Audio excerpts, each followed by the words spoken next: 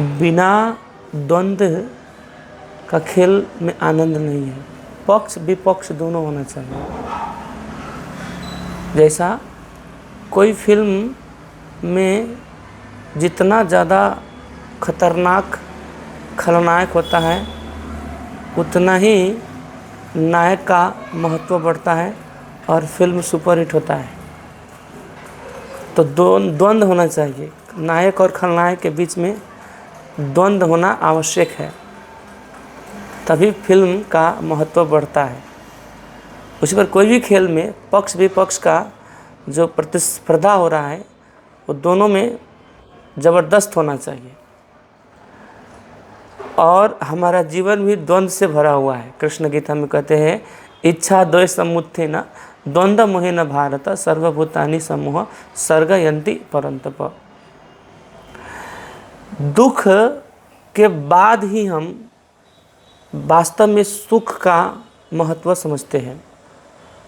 जैसे प्रकाश का महत्व और ज़्यादा बढ़ जाता है जब अंधकार आता है, उसी प्रकार से हमारा जीवन द्वंद्व से भरा हुआ है।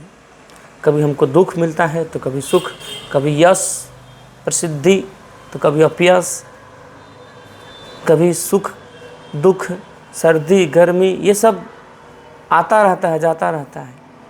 और भगवान ने इसको इसी तरह डिज़ाइन किया, इसीलिए इसका नाम पड़ा है दुनिया। ऐसे हमारे शरीर का हर एक अंग का 2 ही अक्षर से बना हुआ है, नाक कान ये सब 2 ही अक्षर से बना हुआ है। तो इस संसार का डिज़ाइन ही ऐसा किया गया है कि यह द्वंद्व भरा हुआ है।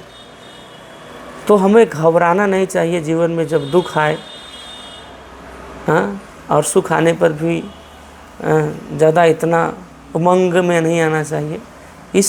ये संसार भरी द्वंद्व को समझना चाहिए और ईश्वर को, सत्ता को समझने का प्रयास करना चाहिए। क्योंकि वास्तव में जो आनंद है वो तो भगवान के ही धाम में मिलता है, जहाँ भगवान अपने पार्षद के साथ नित्य रूप में वास करते हैं, गौलोक वृंदावन।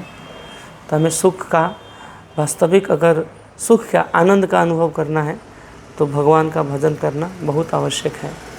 हरे कृष्णा।